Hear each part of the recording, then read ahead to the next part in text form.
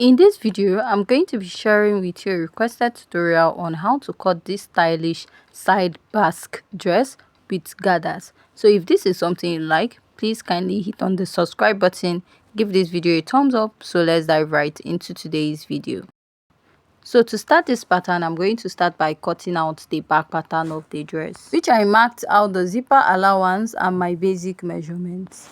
So first, I went ahead to mark out the zipper allowance of 1.5 inches. You can use 2 inches if you like. Next, I'm going to go ahead to mark my shoulder divided by 2 and I'll add half. From that point, I'll come down by 1 inch for my shoulder slope and I'll place my ruler and I'm going to go ahead to connect. The next step you're going to take is to mark my neckline. So you're going to mark 3 inches or 4 inches for your neckline and come down by 1.5 inches for the depth. Now go ahead to connect this and extend it to the zipper.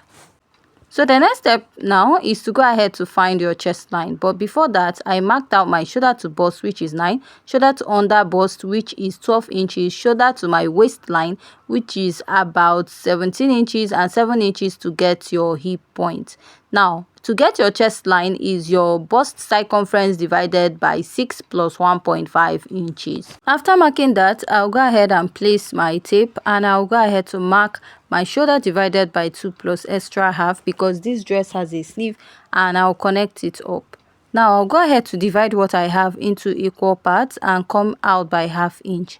At this point, I'll go ahead to mark my bust circumference divided by 4. My bust is 33 divided by 4. I have 8.3. I'll connect it from that ½ inch to the bust point and take it all the way up. So after I'm done connecting this, I'll go ahead to connect to the lower part of my pattern.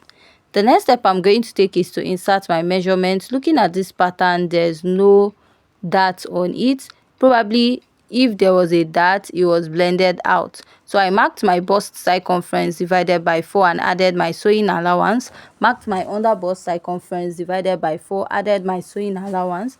Here I'll also mark my waist circumference divided by 4 and I'll add my sewing allowance.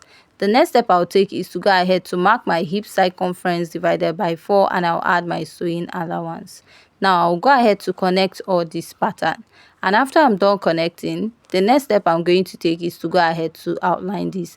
So just like I said, my bust circumference is 33 inches, my under bust circumference is 28 inches, and my hip circumference is 40 inches. So if you divide 33 by 4, you have 8.3, which I added my sewing allowance. My under bust is 28, the same with my waist, which if you divide it, you have 8 inches. So from my waist, I came in by ½ inch. This is to get rid of the bulginess at the back of the dress, and from here I'm going to extend this all the way to the upper part of my pattern this way.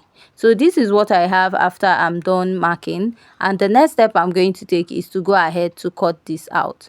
So I'll be using this pattern now to draft out the front, but before drafting it out, I'll have to mark out the basque waistline of this pattern. After going ahead to cut out this pattern, I'll go ahead to pin up the zipper allowance. Why am I doing this? This is because I want to shape out the basque, and the basque effect should not affect your zipper. You should at least have a straight line at the zipper point of your pattern. So after this, I'll open up my pattern this way. The next step I'm going to take now is to go ahead to mark out the basque. So you notice the basque is slanted. So at the waistline of one pattern, you come down by 4 to 5 inches, or you can even use 6 inches. So I'll mark out the waistline of this pattern, and from here I'm going to slant it all the way to this side. So if you're not okay with what you have here, you can just go ahead to readjust the waistline of your slanted pattern.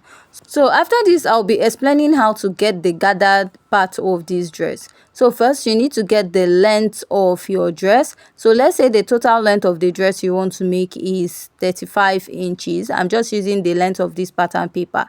So what you have to consider is your shoulder to waist, your actual shoulder to waist. Now, after doing that, measure the remaining part of your pattern. That is that 35 inches minus your shoulder to the actual waist of your pattern. So 35 minus 17, what I have left is 18 inches. So what you now cut out for the lower part is 3 yards by 18 inches or 4 yards by 18 inches.